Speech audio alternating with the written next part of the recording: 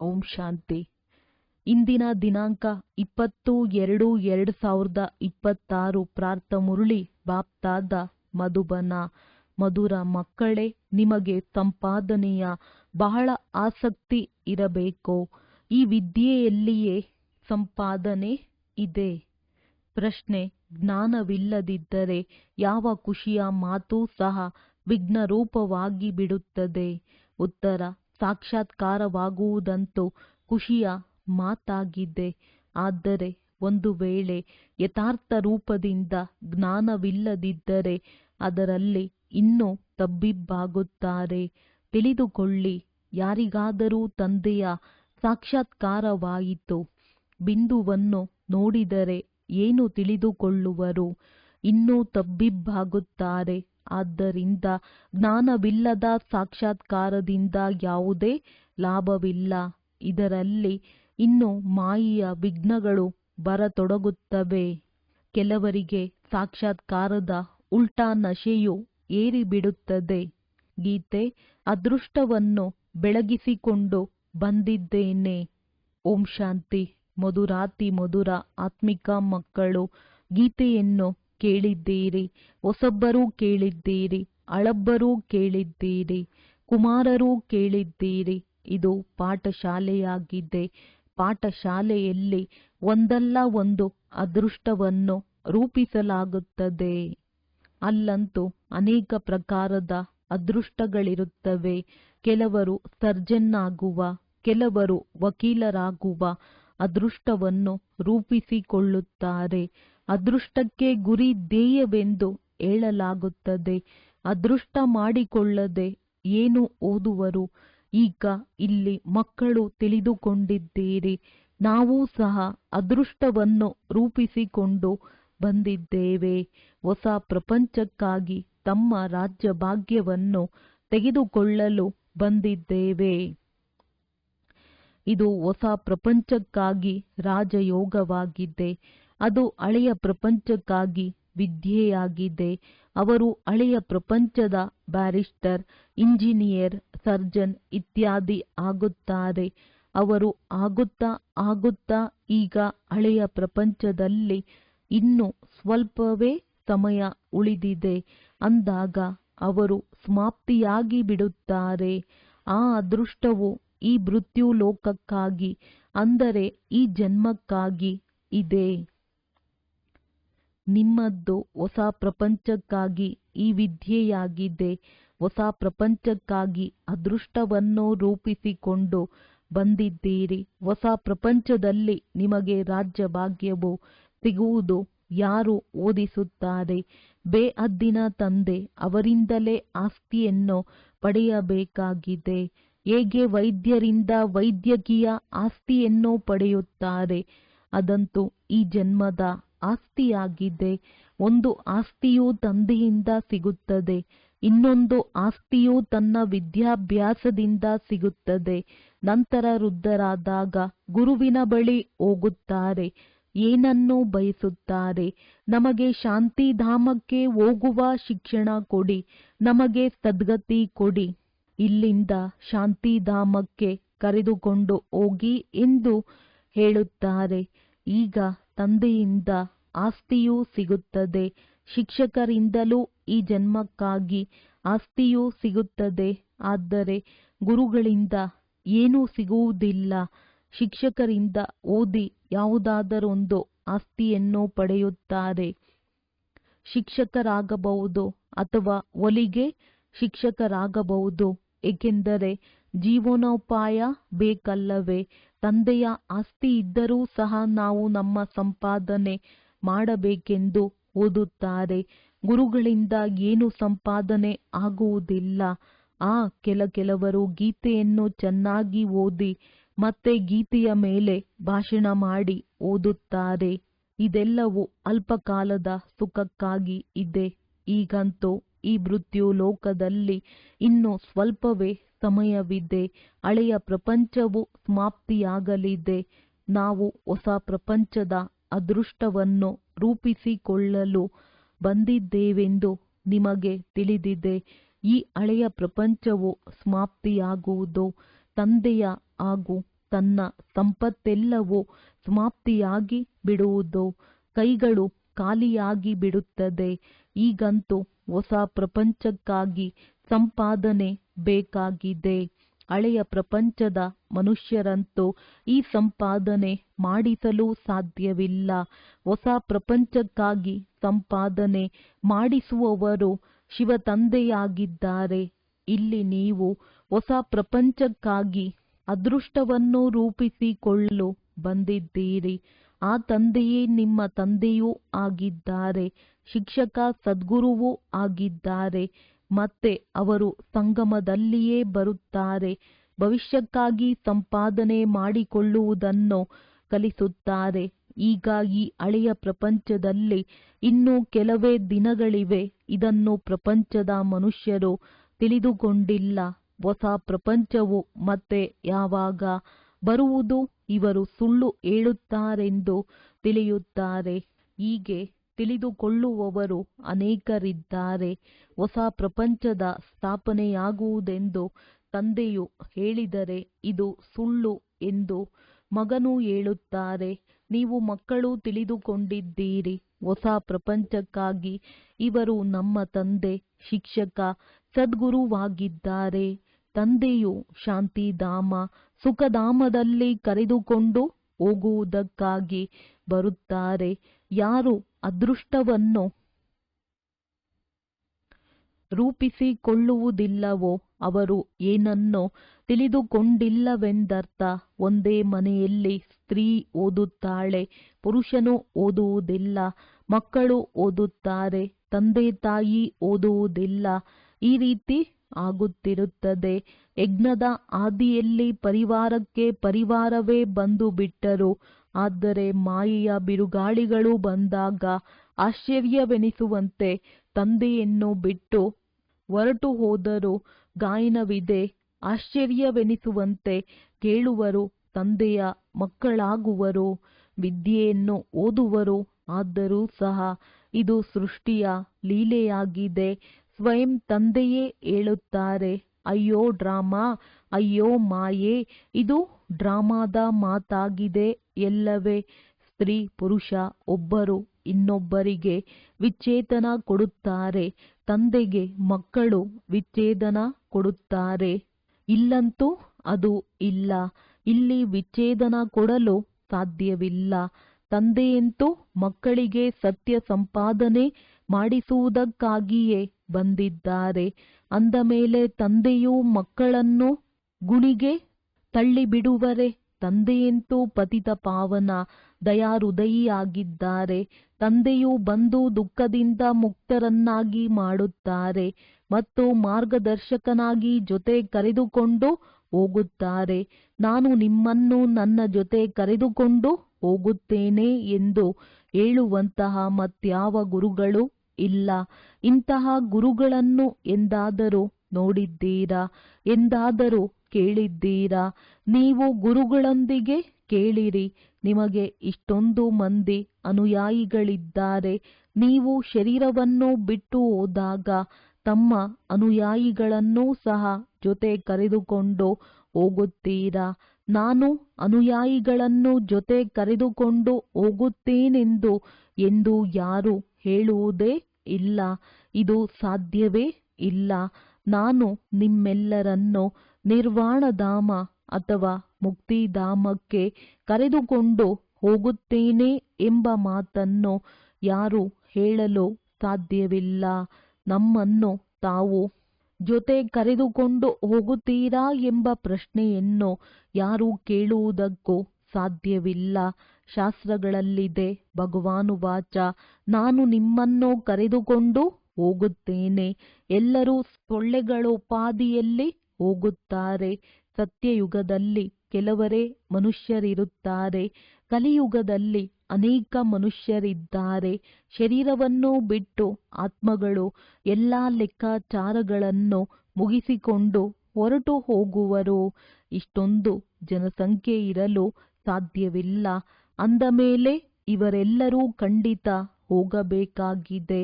ನೀವು ಮಕ್ಕಳು ಚೆನ್ನಾಗಿ ತಿಳಿದುಕೊಂಡಿದ್ದೀರಿ. ನಾವೀಗ ಮನೆಗೆ ಹೋಗಬೇಕಾಗಿದೆ. ಈ ಶರೀರವನ್ನು ಬಿಡಬೇಕಾಗಿದೆ. ತಾನು ಸತ್ತರೆ ತನ್ನ ಪಾಲಿಗೆ ಜಗತ್ತೇ ಸತ್ತಂತೆ. ಕೇವಲ ತನ್ನನ್ನು ಆತ್ಮನೆಂದು ತಿಳಿದು ತಂದೆಯನ್ನು ನೆನಪು ಮಾಡಬೇಕಾಗಿದೆ. ಈ ಹಳೆಯ ಶರೀರವನ್ನಂತೂ ಬಿಡಲೇಬೇಕಾಗಿದೆ. ಈ ಪ್ರಪಂಚವು ಹಳೆಯದಾಗಿದೆ. ಹೇಗೆ ಹಳೆಯ ಮನೆಯಲ್ಲಿ ಕುಳಿತುಕೊಂಡು ಹೊಸ ಮನೆಯು ಸನ್ಮುಖದಲ್ಲಿ ತಯಾರಾಗುತ್ತಿದ್ದರೆ ಇದು ನಮಗಾಗಿ ತಯಾರಾಗುತ್ತಿದೆ ಎಂದು ತಿಳಿದುಕೊಳ್ಳುತ್ತಾರೆ. ಇದರಲ್ಲಿ ಇದನ್ನು ಮಾಡಿಸಿ, ಇದನ್ನು ಮಾಡಿ ಎಂದು ಬುದ್ಧಿಯು ಹೊಸ ಮನೆಯ ಕಡೆ ಹೋಗುತ್ತದೆ. ಮಮತೆಯೆಲ್ಲವೂ ಈ ಹಳೆಯ ಪ್ರಪಂಚದಿಂದ ಕಳೆದು ಹೊಸದರೊಂದಿಗೆ ಜೋಡಣೆಯಾಗುತ್ತದೆ. ಅದಂತೂ ಹದ್ದಿನ ಮಾತಾಯಿತು. ಇದು ಬೇಹದ್ದಿನ ಪ್ರಪಂಚದ ಮಾತಾಗಿದೆ. ಹಳೆಯ ಪ್ರಪಂಚದಿಂದ ಮಮತ್ವವನ್ನು ಕಳೆಯಬೇಕಾಗಿದೆ ಮತ್ತು ಹೊಸ ಪ್ರಪಂಚದೊಂದಿಗೆ ಜೋಡಿಸಬೇಕಾಗಿದೆ. ಈ ಹಳೆಯ ಪ್ರಪಂಚವಂತೂ ಸಮಾಪ್ತಿಯಾಗಲಿದೆ ಎಂದು ಗೊತ್ತಿದೆ. ಹೊಸ ಪ್ರಪಂಚವು ಸ್ವರ್ಗವಾಗಿದೆ. ಅದರಲ್ಲಿ ನಾವು ರಾಜ್ಯ ಪದವಿಯನ್ನು ಪಡೆಯುತ್ತೇವೆ. ಎಷ್ಟು ಯೋಗದಲ್ಲಿರುತ್ತೀರೋ, ಜ್ಞಾನದ ಧಾರಣೆ ಮಾಡುತ್ತೀರೋ, ಅನ್ಯರಿಗೆ ತಿಳಿಸುತ್ತೀರೋ ಅಷ್ಟು ಖುಷಿಯ ನಶೆ ಏರುವುದು. ಬಹಳ ದೊಡ್ಡ ಪರೀಕ್ಷೆಯಾಗಿದೆ. ನಾವು ಸ್ವರ್ಗದ 21 ಜನ್ಮಗಳಿಗಾಗಿ ಆಸ್ತಿಯನ್ನು ಪಡೆಯುತ್ತಿದ್ದೇವೆ. ಸಾಹುಕಾರರಾಗುವುದು ಒಳ್ಳೆಯದಲ್ಲವೇ? ದೀರ್ಘಾಯಸ್ಸು ಸಿಕ್ಕಿದರೆ ಒಳ್ಳೆಯದೇ ಅಲ್ಲವೇ? ಸೃಷ್ಟಿ ಚಕ್ರವನ್ನು ನೆನಪು ಮಾಡುತ್ತೀರಿ. ಯಾರೆಷ್ಟು ತಮ್ಮ ಸಮಾನರನ್ನಾಗಿ ಮಾಡುವರೋ ಅಷ್ಟು ಲಾಭವಿದೆ. ರಾಜರಾಗಬೇಕೆಂದರೆ ಪ್ರಜೆಗಳನ್ನು ತಯಾರು ಮಾಡಬೇಕಾಗಿದೆ. ಪ್ರದರ್ಶನಿಯಲ್ಲಿ ಎಷ್ಟೊಂದು ಮಂದಿ ಬರುತ್ತಾರೆ. ಅವರೆಲ್ಲರೂ ಪ್ರಜೆಗಳಾಗುತ್ತಾ ಹೋಗುವರು. ಏಕೆಂದರೆ ಈ ಅವಿನಾಶಿ ಜ್ಞಾನದ ವಿನಾಶವಂತೂ ಆಗುವುದಿಲ್ಲ. ನಾವು ಪವಿತ್ರರಾಗಿ ಪವಿತ್ರ ಪ್ರಪಂಚದ ಮಾಲೀಕರಾಗಬೇಕೆಂದು ಬುದ್ಧಿಯಲ್ಲಿ ಬಂದು ಬಿಡುವುದು. ಹೆಚ್ಚು ಪುರುಷಾರ್ಥ ಮಾಡಿದರೆ ಶ್ರೇಷ್ಠ ಪದವಿಯನ್ನು ಪಡೆಯುವಿರಿ. ಇಲ್ಲದಿದ್ದರೆ ಪ್ರಜೆಗಳಲ್ಲಿಯೂ ಕಡಿಮೆ ಪದವಿಯಾಗುವುದು. ನಂಬರ್ ವಾರಂತೂ ಇರುತ್ತಾರಲ್ಲವೇ? ರಾಮರಾಜ್ಯದ ಸ್ಥಾಪನೆಯಾಗುತ್ತಿದೆ. ರಾವಣ ರಾಜ್ಯದ ವಿನಾಶವಾಗಿ ಬಿಡುವುದು. ಸತ್ಯಯುಗದಲ್ಲಿ ದೇವತೆಗಳೇ ಇರುತ್ತಾರೆ. ತಂದೆಯು ತಿಳಿಸಿದ್ದಾರೆ, ನೆನಪಿನ ಯಾತ್ರೆಯಿಂದ ನೀವು ಸತೋಪ್ರಧಾನ ಪ್ರಪಂಚದ ಮಾಲೀಕರಾಗುತ್ತೀರಿ. ರಾಜ ಪ್ರಜೆ ಎಲ್ಲರೂ ಮಾಲೀಕರಾಗಿರುತ್ತಾರೆ. ನಮ್ಮ ಭಾರತವು ಎಲ್ಲದಕ್ಕಿಂತ ಶ್ರೇಷ್ಠವಾಗಿದೆ ಎಂದು ಪ್ರಜೆಗಳು ಹೇಳುವರು. ಅವಶ್ಯವಾಗಿ ಭಾರತವು ಶ್ರೇಷ್ಠವಾಗಿತ್ತು. ಈಗ ಆ ರೀತಿ ಇದೆಯೇ? ಮೊದಲು ಅವಶ್ಯವಾಗಿ ಶ್ರೇಷ್ಠವಾಗಿತ್ತು. ಈಗಂತೂ ಬಹಳ ಬಡ ಭಾರತವಾಗಿ ಬಿಟ್ಟಿದೆ. ಪ್ರಾಚೀನ ಭಾರತವು ಎಲ್ಲದಕ್ಕಿಂತ ಸಾಹುಕಾರನಾಗಿತ್ತು. ನಿಮಗೆ ತಿಳಿದಿದೆ, ಅವಶ್ಯವಾಗಿ ಭಾರತವಾಸಿಗಳು ಎಲ್ಲರಿಗಿಂತ ಶ್ರೇಷ್ಠ ದೇವಿ ದೇವತಾ ಕುಲದವರಾಗಿದ್ದೀರಿ. ಮತ್ಯಾರಿಗೂ ದೇವತೆಗಳೆಂದು ಹೇಳಲಾಗುವುದಿಲ್ಲ. ಈಗ ನೀವು ಮಕ್ಕಳು ಇದನ್ನು ಓದುತ್ತೀರಿ ಮತ್ತು ಇದನ್ನು ಅನ್ಯರಿಗೂ ತಿಳಿಸಬೇಕಾಗಿದೆ. ಮನುಷ್ಯನಿಗೆ ತಿಳಿಸಬೇಕಲ್ಲವೇ? ನಿಮ್ಮ ಬಳಿ ಚಿತ್ರಗಳೂ ಇವೆ. ನೀವು ಸಿದ್ಧ ಮಾಡಿ ತಿಳಿಸಿ. ಇವರು ಈ ಪದವಿಯನ್ನು ಹೇಗೆ ಪಡೆದರು? ತಿಥಿ ತಾರೀಖು ಎಲ್ಲದರ ಸಹಿತವಾಗಿ ನೀವು ಸಿದ್ಧ ಮಾಡಬಹುದು. ಈಗ ಶಿವ ತಂದೆಯಿಂದ ಪುನಃ ಈ ಪದವಿಯನ್ನು ಪಡೆಯುತ್ತಿದ್ದೀರಿ. ಅವರ ಚಿತ್ರವೂ ಇದೆ. ಶಿವನು ಪರಮಪಿತ ಪರಮಾತ್ಮನಾಗಿದ್ದಾರೆ. ತಂದೆಯೂ ತಿಳಿಸುತ್ತಾರೆ, ಬ್ರಹ್ಮರವರ ಮೂಲಕ ನಿಮಗೆ ಯೋಗ ಬಲದಿಂದ 21 ಜನ್ಮಗಳ ಆಸ್ತಿಯೂ ಸಿಗುತ್ತದೆ. ನೀವು ಸೂರ್ಯವಂಶಿ ದೇವಿ ದೇವತೆಗಳು ವಿಷ್ಣುಪುರಿಯ ಮಾಲೀಕರಾಗುತ್ತೀರಿ. ಶಿವ ತಂದೆಯು ದಾದಾ ಬ್ರಹ್ಮರವರ ಮೂಲಕ ಈ ಆಸ್ತಿಯನ್ನು ಕೊಡುತ್ತಿದ್ದಾರೆ. ಮೊದಲು ಇವರ ಆತ್ಮವು ಕೇಳಿಸಿಕೊಳ್ಳುತ್ತದೆ. ಆತ್ಮವೇ ಧಾರಣೆ ಮಾಡುತ್ತದೆ. ಮೂಲ ಮಾತೆ ಇದಾಗಿದೆ. ಶಿವನ ಚಿತ್ರವನ್ನು ತೋರಿಸುತ್ತಾರೆ. ಈ ಚಿತ್ರವು ಪರಮಪಿತ ಪರಮಾತ್ಮ ಶಿವನದ್ದಾಗಿದೆ. ಬ್ರಹ್ಮ ವಿಷ್ಣು ಶಂಕರರು ಸೂಕ್ಷ್ಮವತನದ ದೇವತೆಗಳಾಗಿದ್ದಾರೆ.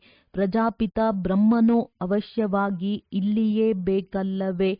ಪ್ರಜಾಪಿತ ಬ್ರಹ್ಮನ ಮಕ್ಕಳು ಬ್ರಹ್ಮ ಕುಮಾರ ಕುಮಾರಿಯರು ಅನೇಕರಿದ್ದಾರೆ. ಎಲ್ಲಿಯವರೆಗೆ ಬ್ರಹ್ಮನ ಮಕ್ಕಳಾಗುವುದಿಲ್ಲವೋ ಅಲ್ಲಿಯವರೆಗೆ ಬ್ರಾಹ್ಮಣರಾಗುವುದಿಲ್ಲ. ಅಂದ ಮೇಲೆ ಶಿವತಂದೆಯಿಂದ ಆಸ್ತಿಯನ್ನು ಹೇಗೆ ತೆಗೆದುಕೊಳ್ಳುವರು? ಕುಖ ವಂಶಾವಳಿಯಂತೂ ಆಗಲು ಸಾಧ್ಯವಿಲ್ಲ. ಮುಖ ವಂಶಾವಳಿಯೆಂದು ಗಾಯನವೂ ಇದೆ. ನಾವು ಪ್ರಜಾಪಿತ ಬ್ರಹ್ಮನ ಮುಖ ವಂಶಾವಳಿ ಆಗಿದ್ದೇವೆಂದು ನೀವು ಹೇಳುತ್ತೀರಿ. ಆ ಗುರುಗಳಿಗೆ ಅನುಯಾಯಿಗಳಿರುತ್ತಾರೆ. ಇಲ್ಲಿ ನೀವು ಒಬ್ಬರಿಗೆ ತಂದೆ, ಶಿಕ್ಷಕ, ಸದ್ಗುರುವೆಂದು ಹೇಳುತ್ತೀರಿ. ನೀವು ಇವರಿಗೂ ಸಹ ಹೇಳುವುದಿಲ್ಲ. ನಿರಾಕಾರ ಶಿವತಂದೆಯಾಗಿದ್ದಾರೆ, ಜ್ಞಾನಸಾಗರನಾಗಿದ್ದಾರೆ. ಸೃಷ್ಟಿಯ ಆದಿ ಮಧ್ಯ ಅಂತ್ಯದ ಜ್ಞಾನವನ್ನು ತಿಳಿಸುತ್ತಾರೆ. ಶಿಕ್ಷಕನೂ ಸಹ ಆ ನಿರಾಕಾರನಾಗಿದ್ದಾರೆ. ಸಾಕಾರದ ಮೂಲಕ ಜ್ಞಾನವನ್ನು ತಿಳಿಸುತ್ತಾರೆ. ಆತ್ಮವೇ ಮಾತನಾಡುತ್ತದೆ. ನನ್ನ ಶರೀರಕ್ಕೆ ತೊಂದರೆ ಕೊಡಬೇಡಿ ಎಂದು ಆತ್ಮವೇ ಹೇಳುತ್ತದೆ. ಆತ್ಮವು ದುಃಖಿಯಾದಾಗ ತಿಳುವಳಿಕೆ ಕೊಡಲಾಗುತ್ತದೆ. ಆಗ ವಿನಾಶವು ಸನ್ಮುಖದಲ್ಲಿ ನಿಂತಿರುತ್ತದೆ. ಪಾರಲೌಕಿಕ ತಂದೆಯು ಅಂತ್ಯದಲ್ಲಿ ಎಲ್ಲರನ್ನೂ ಹಿಂತಿರುಗಿ ಕರೆದುಕೊಂಡು ಹೋಗಲು ಬರುತ್ತಾರೆ. ಬಾಕಿ ಏನೆಲ್ಲವೂ ಇದೆಯೋ ಅದೆಲ್ಲವೂ ವಿನಾಶವಾಗಲಿದೆ. ಇದಕ್ಕೆ ಮೃತ್ಯು ಲೋಕವೆಂದು ಹೇಳಲಾಗುತ್ತದೆ. ಸ್ವರ್ಗವಂತೂ ಈ ಪೃಥ್ವಿಯ ಮೇಲೆಯೇ ಇರುತ್ತದೆ.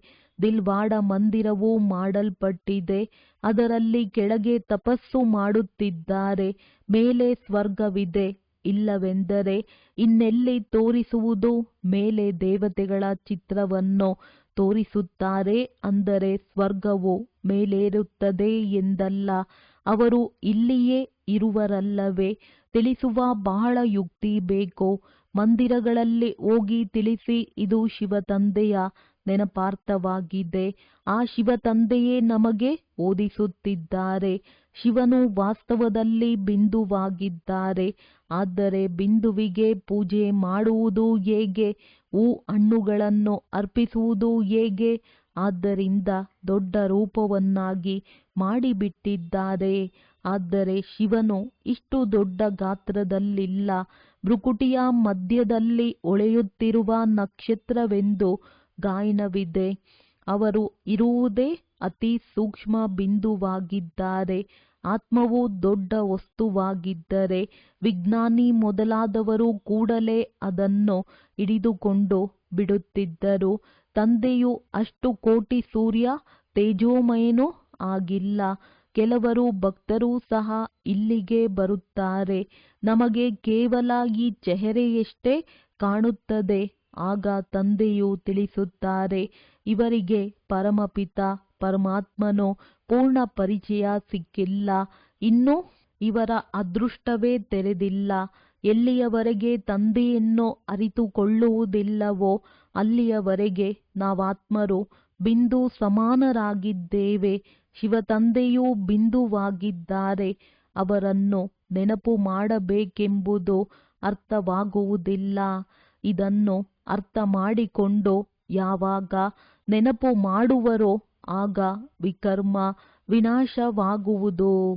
ಇಲ್ಲವೆಂದರೆ ಇದಷ್ಟೇ ಕಂಡು ಬರುತ್ತದೆ. ಹೀಗೆ ಕಾಣುತ್ತದೆ, ಹಾಗೆ ಕಾಣುತ್ತದೆ. ಅದಕ್ಕೆ ಮಾಯೆಯ ವಿಘ್ನವೆಂದು ಹೇಳಲಾಗುತ್ತದೆ. ಈಗಂತೂ ತಂದೆಯೂ ಸಿಕ್ಕಿದ್ದಾರೆ ಎಂಬ ಖುಷಿಯಲ್ಲಿದ್ದೀರಿ.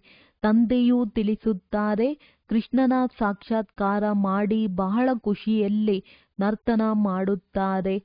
ಅದರಿಂದ ಯಾವುದೇ ಸದ್ಗತಿಯಾಗುವುದಿಲ್ಲ. ಈ ಸಾಕ್ಷಾತ್ಕಾರವಂತೂ ಬಹಳ ಸಹಜವಾಗಿ ಆಗಿಬಿಡುತ್ತದೆ. ಒಂದು ವೇಳೆ ಚೆನ್ನಾಗಿ ಓದಲಿಲ್ಲವೆಂದರೆ ಪ್ರಜೆಗಳಲ್ಲಿ ಹೊರಟು ಹೋಗುವರು. ಸಾಕ್ಷಾತ್ಕಾರದ ಲಾಭವೂ ಸಿಗಬೇಕಲ್ಲವೇ? ಭಕ್ತಿ ಮಾರ್ಗದಲ್ಲಿ ಬಹಳ ಪರಿಶ್ರಮ ಪಟ್ಟಾಗ ಸಾಕ್ಷಾತ್ಕಾರವಾಗುತ್ತದೆ. ಇಲ್ಲಿ ಸ್ವಲ್ಪ ಪರಿಶ್ರಮ ಪಟ್ಟರೂ ಸಾಕ್ಷಾತ್ಕಾರವಾಗುತ್ತದೆ. ಆದರೆ ಸಾಕ್ಷಾತ್ಕಾರದಿಂದ ಲಾಭವೇನೂ ಇಲ್ಲ. ಕೃಷ್ಣಪುರಿಯಲ್ಲೇ ಸಾಧಾರಣ ಪ್ರಜೆಯಾಗಿ ಜನ್ಮ ಪಡೆಯುತ್ತಾರೆ. ಈಗ ನೀವು ಮಕ್ಕಳು ತಿಳಿದುಕೊಂಡಿದ್ದೀರಿ. ಶಿವ ತಂದೆಯು ನಮಗೆ ಈ ಜ್ಞಾನವನ್ನು ತಿಳಿಸುತ್ತಿದ್ದಾರೆ. ಖಂಡಿತ ಪವಿತ್ರರಾಗಬೇಕೆಂಬುದು ತಂದೆಯ ಆದೇಶವಾಗಿದೆ. ಆದರೆ ಕೆಲವರು ಪವಿತ್ರರಾಗಿರುವುದಿಲ್ಲ. ಕೆಲವೊಮ್ಮೆ ಪತಿತರೂ ಸಹ ಮುಚ್ಚಿಟ್ಟುಕೊಂಡು ಇಲ್ಲಿಗೆ ಬಂದು ಬಿಡುತ್ತಾರೆ. ಅಂಥವರು ತಮ್ಮದೇ ನಷ್ಟವನ್ನುಂಟು ಮಾಡಿಕೊಳ್ಳುತ್ತಾರೆ. ತನಗೆ ಮೋಸ ಮಾಡಿಕೊಳ್ಳುತ್ತಾರೆ. ತಂದೆಗೆ ಮೋಸ ಮಾಡುವ ಮಾತಿಲ್ಲ. ತಂದೆಯೊಂದಿಗೆ ಮೋಸ ಮಾಡಿ ಯಾವುದಾದರೂ ಹಣ ತೆಗೆದುಕೊಳ್ಳಬೇಕೆ? ಶಿವತಂದೆಯ ಶ್ರೀಮತದಂತೆ ನಿಯಮಾನುಸಾರವಾಗಿ ನಡೆಯಲಿಲ್ಲವೆಂದರೆ ಅವರ ಗತಿಯೇನಾಗುವುದು? ಅಂಥವರ ಅದೃಷ್ಟದಲ್ಲಿಲ್ಲವೆಂದು ತಿಳಿಯಲಾಗುತ್ತದೆ. ಓದದಿದ್ದರೆ ಇನ್ನೂ ಅನ್ಯರಿಗೆ ದುಃಖ ಕೊಡುತ್ತಿರುತ್ತಾರೆ ಅಂದಾಗ ಮೊದಲನೆಯದಾಗಿ ಬಹಳ ಶಿಕ್ಷೆಗಳನ್ನನುಭವಿಸಬೇಕಾಗುವುದು. ಇನ್ನೊಂದು ಪದವಿಯು ಭ್ರಷ್ಟವಾಗುವುದು. ಆದ್ದರಿಂದ ಯಾವುದೇ ಕಾಯಿದೆಗೆ ವಿರುದ್ಧವಾದ ಕೆಲಸವನ್ನು ಮಾಡಬಾರದು. ನಿಮ್ಮ ಚಲನೆ ಸರಿಯಿಲ್ಲವೆಂದು ತಂದೆಯಂತೂ ತಿಳಿಸುತ್ತಾರಲ್ಲವೇ? ತಂದೆಯು ಸಂಪಾದನೆ ಮಾಡುವ ಮಾರ್ಗವನ್ನಂತೂ ತಿಳಿಸುತ್ತಾರೆ. ಆದರೆ ಯಾರಾದರೂ ಮಾಡಲಿ ಮಾಡದೇ ಇರಲಿ, ಅದು ಅವರ ಅದೃಷ್ಟ. ಶಿಕ್ಷೆಗಳನ್ನನುಭವಿಸಿ ಶಾಂತಿಧಾಮಕ್ಕೆ ಹೋಗಲೇಬೇಕಾಗಿದೆ. ಪದವಿಯು ಭ್ರಷ್ಟವಾಗುವುದು. ಏನೂ ಸಿಗುವುದಿಲ್ಲ. ಅನೇಕರು ಬರುತ್ತಾರೆ, ಆದರೆ ಇಲ್ಲಂತೂ ತಂದೆಯಿಂದ ಆಸ್ತಿಯನ್ನು ತೆಗೆದುಕೊಳ್ಳುವ ಮಾತಾಗಿದೆ. ಬಾಬಾ, ನಾವಂತೂ ಸ್ವರ್ಗದ ಸೂರ್ಯವಂಶಿ ರಾಜ್ಯ ಪದವಿಯನ್ನು ಪಡೆಯುತ್ತೀವೆಂದು ಮಕ್ಕಳು ಹೇಳುತ್ತಾರೆ. ಇದು ರಾಜಯೋಗವಲ್ಲವೇ? ವಿದ್ಯಾರ್ಥಿಗಳು ವಿದ್ಯಾರ್ಥಿ ವೇತನವನ್ನು ಪಡೆಯುತ್ತಾರಲ್ಲವೇ? ಉತ್ತೀರ್ಣರಾಗುವವರಿಗೆ ವಿದ್ಯಾರ್ಥಿ ವೇತನ ಸಿಗುತ್ತದೆ. ಯಾರು ವಿದ್ಯಾರ್ಥಿ ವೇತನ ಪಡೆದಿದ್ದಾರೆಯೋ ಅವರದ್ದೇ ಈ ಮಾಲೆ ಮಾಡಲ್ಪಟ್ಟಿದೆ. ಯಾರು ಎಷ್ಟೆಷ್ಟು ತೇರ್ಗಡೆಯಾಗುವರೋ ಆ ರೀತಿಯಲ್ಲಿ ವಿದ್ಯಾರ್ಥಿ ವೇತನ ಸಿಗುವುದು. ಈ ಮಾಲೆಯು ಮಾಡಲ್ಪಟ್ಟಿದೆ. ವಿದ್ಯಾರ್ಥಿ ವೇತನವನ್ನು ಪಡೆಯುವವರ ವೃದ್ಧಿಯಾಗುತ್ತಾ ಆಗುತ್ತಾ ಸಾವಿರಾರು ಮಂದಿ ಆಗಿಬಿಡುತ್ತಾರೆ. ರಾಜ್ಯ ಪದವಿಯೇ ವಿದ್ಯಾರ್ಥಿ ವೇತನವಾಗಿದೆ. ಯಾರು ಚೆನ್ನಾಗಿ ವಿದ್ಯೆಯನ್ನು ಓದುವರೋ ಅವರು ಗುಪ್ತವಾಗಿರಲು ಸಾಧ್ಯವಿಲ್ಲ. ಅನೇಕ ಹೊಸ ಹೊಸ ಮಕ್ಕಳು ಸಹ ಹಳಬರಿಗಿಂತಲೂ ಮುಂದೆ ಹೊರಟು ಹೋಗುತ್ತಾರೆ. ಹೇಗೆ ನೋಡಿ, ಕೆಲವರು ಕನ್ಯೆಯರು ಬರುತ್ತಾರೆ, ಹೇಳುತ್ತಾರೆ, ನಮಗೆ ಈ ಜ್ಞಾನವು ಬಹಳ ಇಷ್ಟವಾಗುತ್ತದೆ. ನಾವು ಪ್ರತಿಜ್ಞೆ ಮಾಡುತ್ತೇವೆ, ಈ ಲೌಕಿಕ ವಿದ್ಯೆಯು ಮುಗಿದ ನಂತರ ಮತ್ತೆ ಈ ವಿದ್ಯೆಯಲ್ಲಿ ತೊಡಗುತ್ತೇವೆ. ನಮ್ಮ ಜೀವನವನ್ನು ವಜ್ರ ಸಮಾನ ಮಾಡಿಕೊಳ್ಳುತ್ತೇವೆ. ನಾವು ನಮ್ಮ ಸತ್ಯ ಸಂಪಾದನೆ ಮಾಡಿ 21 ಜನ್ಮಗಳಿಗಾಗಿ ಆಸ್ತಿಯನ್ನು ಪಡೆಯುತ್ತೇವೆ. ಇದನ್ನು ಕೇಳಿ ಆಗ ಎಷ್ಟೊಂದು ಖುಷಿಯಾಗುತ್ತದೆ. ತಿಳಿದುಕೊಂಡಿದ್ದಾರೆ, ಈ ಆಸ್ತಿಯನ್ನು ಈಗ ಪಡೆಯದಿದ್ದರೆ ಮತ್ತೆಂದಿಗೂ ಪಡೆಯಲು ಸಾಧ್ಯವಿಲ್ಲ. ವಿದ್ಯಾಭ್ಯಾಸದ ಆಸಕ್ತಿ ಇರುತ್ತದೆ ಎಲ್ಲವೇ? ಕೆಲವರಿಗಂತೂ ತಿಳಿದುಕೊಳ್ಳುವ ಆಸಕ್ತಿಯೇ ಇರುವುದಿಲ್ಲ. ಹೊಸಬರಿಗೆ ಎಷ್ಟು ಉತ್ಸಾಹವಿದೆಯೋ ಅಷ್ಟು ಹಳಬರಿಗೂ ಇಲ್ಲ. ಆಶ್ಚರ್ಯವಲ್ಲವೇ? ಅಂಥವರಿಗೆ ಹೇಳಲಾಗುತ್ತದೆ, ಡ್ರಾಮಾ ಅನುಸಾರ ಅವರ ಅದೃಷ್ಟದಲ್ಲಿಲ್ಲವೆಂದರೆ ಭಗವಂತನಂತೂ ಏನು ಮಾಡುವರು? ಒಳ್ಳೆಯದು. ಮಧುರಾತಿ ಮಧುರ ಅಗಲಿ ಹೋಗಿ ಮರಳಿ ಸಿಕ್ಕಿರುವ ಮಕ್ಕಳ ಪ್ರತಿ ಮಾತ್ಪಿತಾ ಬಾಪ್ ತಾದಾರವರ ನೆನಪು, ಪ್ರೀತಿ ಹಾಗೂ ಸುಪ್ರಭಾತ. ಆತ್ಮಿಕ ಮಕ್ಕಳಿಗೆ ಆತ್ಮಿಕ ತಂದೆಯ ನಮಸ್ತೆ. ಧಾರಣೆಗಾಗಿ ಮುಖ್ಯ ಸಾರ. ತನ್ನ ಬಲಹೀನತೆಗಳನ್ನು ಮುಚ್ಚಿಡುವುದು ಸಹ ಸ್ವಯಂಗೆ ಮೋಸ ಮಾಡಿಕೊಳ್ಳುವುದಾಗಿದೆ. ಆದ್ದರಿಂದ ಎಂದೂ ತಮಗೆ ತಾವು ಮೋಸ ಮಾಡಿಕೊಳ್ಳಬಾರದು. ತನ್ನ ಶ್ರೇಷ್ಠ ಅದೃಷ್ಟವನ್ನು ರೂಪಿಸಿಕೊಳ್ಳಲು ನಿಯಮಕ್ಕೆ ವಿರುದ್ಧವಾಗಿ ಯಾವುದೇ ಕೆಲಸ ಮಾಡಬಾರದು. ವಿದ್ಯೆಯ ಮೇಲೆ ಆಸಕ್ತಿಯನ್ನಿಟ್ಟುಕೊಳ್ಳಬೇಕು. ತನ್ನ ಸಮಾನರನ್ನಾಗಿ ಮಾಡುವ ಸೇವೆ ಮಾಡಬೇಕಾಗಿದೆ. ವರದಾನ: ಅಮೃತ ವೇಳೆಯ ಸಹಯೋಗ ಅಥವಾ ಶ್ರೀಮತದ ಪಾಲನೆಯ ಮೂಲಕ ಸ್ಮೃತಿಯನ್ನು ಸಮರ್ಥವನ್ನಾಗಿ ಮಾಡಿಕೊಳ್ಳುವಂತಹ ಸ್ಮೃತಿ ಸ್ವರೂಪ ಭವ. ತಮ್ಮ ಸ್ಮೃತಿಯನ್ನು ಸಮರ್ಥ ಮಾಡಿಕೊಳ್ಳಬೇಕು ಅಥವಾ ಸ್ವತಃವಾಗಿ ಸ್ಮೃತಿ ಸ್ವರೂಪರೂ ಆಗಬೇಕೆಂದರೆ ಅಮೃತ ವೇಳೆಯ ಸಮಯದ ಮಹತ್ವವನ್ನು ತಿಳಿದುಕೊಳ್ಳಿರಿ. ಹೇಗೆ ಶ್ರೀಮತವಿದೆಯೋ ಅದರನುಸಾರವಾಗಿಯೇ ಸಮಯವನ್ನು ಗುರುತಿಸುತ್ತಾ ಸಮಯ ಪ್ರಮಾಣ ನಡೆಯುತ್ತೀರೆಂದರೆ ಸಹಜವಾಗಿ ಸರ್ವ ಪ್ರಾಪ್ತಿ ಮಾಡಿಕೊಳ್ಳಬಹುದು ಹಾಗೂ ಪರಿಶ್ರಮದಿಂದ ಮುಕ್ತರಾಗಿ ಬಿಡುತ್ತೀರಿ. ಪ್ರತಿಯೊಂದು ಕರ್ಮವನ್ನು ಅಮೃತ ವೇಳೆಯ ಮಹತ್ವವನ್ನು ತಿಳಿದುಕೊಂಡು ನಡೆಯುವುದರಿಂದ ಮಹತ್ವ ಪ್ರಮಾಣವಾಗಿರುತ್ತದೆ. ಆ ಸಮಯದಲ್ಲಿ ವಿಶೇಷವಾದ ಶಾಂತಿ ಇರುತ್ತದೆ. ಆದ್ದರಿಂದ ಸಹಜವಾಗಿ ಸ್ಮೃತಿಯನ್ನು ಸಮರ್ಥವನ್ನಾಗಿ ಮಾಡಿಕೊಳ್ಳಬಹುದು. ಸ್ಲೋಗನ್: ನೆನಪು ಮತ್ತು ನಿಸ್ವಾರ್ಥ ಸೇವೆಯ ಮೂಲಕ ಮಾಯಾಜೀತರು ಆಗುವವರೇ ಸದಾ ವಿಜಯಿಯಾಗಿರುತ್ತಾರೆ. ಅವ್ಯಕ್ತ ಸೂಚನೆ: ಏಕತೆ ಮತ್ತು ವಿಶ್ವಾಸದ ಗುಣಲಕ್ಷಣಗಳ ಮೂಲಕ ಸಫಲತಾ ಸಂಪನ್ನರಾಗಿರಿ. ಸಂಘಟಿತ ರೂಪದಲ್ಲಿ ನೀವು ಬ್ರಾಹ್ಮಣ ಮಕ್ಕಳ ಪರಸ್ಪರದ ಸಂಪರ್ಕದ ಭಾಷೆ ಅವ್ಯಕ್ತ ಭಾಷೆಯಾಗಿರಬೇಕು.